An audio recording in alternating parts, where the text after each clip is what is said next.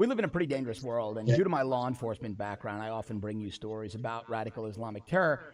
And there are a few people that are my go-to resources. One of them is joining me now. Robert Spencer is the director of Jihad Watch, and he has a new book called The History of Jihad from Muhammad to ISIS. Robert joins me now, and it's such a pleasure to have you on the show. I've been meaning to talk to you. We actually have a couple of really good personal mutual friends, and it's taken way too long to have you on.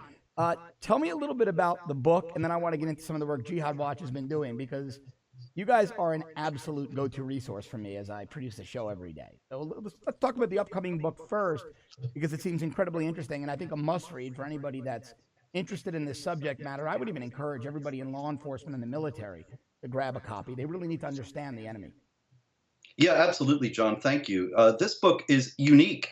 There is actually no other book like it. People might say that about every book that comes out, but it's really true about this one. This is the first time in the English language that there has been a comprehensive history of jihad activity from the beginning, from Muhammad right up to the present day, including not just the jihad against Europe, which people have written about, but the jihad against India, which is an incredibly bloody, horrible story that people need to know in the West and don't know. And yes, I think this is a book that is going to be necessary for legislators and policymakers to read, because it puts everything in context. People know there are problematic passages in the Quran. People know there are problematic things that Muhammad did, but then they think, well, you know, Spain was a paradise of multiculturalism, and there were periods of tolerance and peace when Jews, Christians, and Muslims lived together.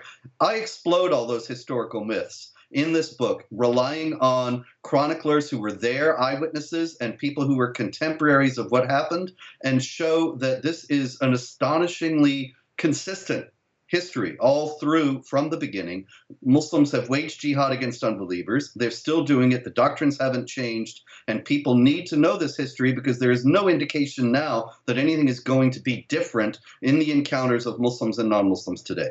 Now, Robert, you raise a really, really interesting point. When, in your opinion, you're a scholar of this subject matter, one of the most renowned, I would argue, when do you think the sanitization of history with regards to the way Muslims have treated Christians, Jews, atheists, Hindus, etc.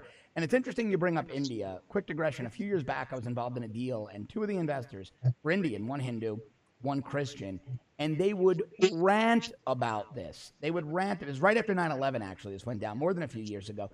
And they would rant that no one was talking about what Muslims have done in India. And if people only knew, the liberals in America would have a much different view of it. And I don't know if we'd ever convince the left in America to have a different view. But when do you think the sanitization of history started with regards to Islam, and this false narrative crept in that it's a religion of peace, that they've lived in tolerance with Jews and Christians and all other faiths? How far does that go back?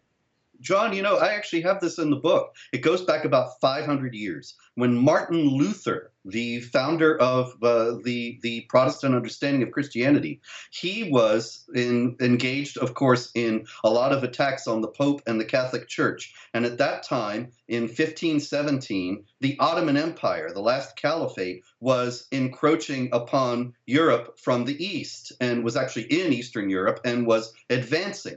And Martin Luther actually said, don't go and fight the Ottomans. The Pope is even worse. And it's no good to ally with the Pope against the Ottomans. He was just engaging in intra-Christian polemic. And I think he was exaggerating a little bit, because later on he did agree that, yes, we need to fight and resist the Ottomans. And there were Lutherans who joined in that.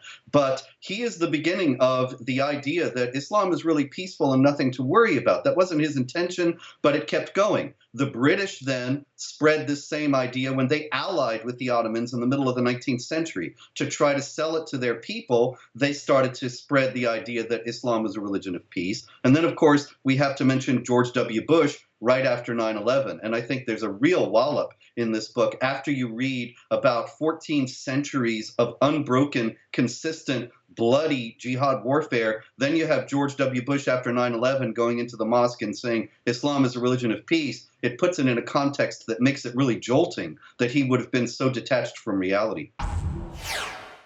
I want to keep bringing you these segments every day, so help me do it by subscribing to our premium service at www.therebel.media/shows.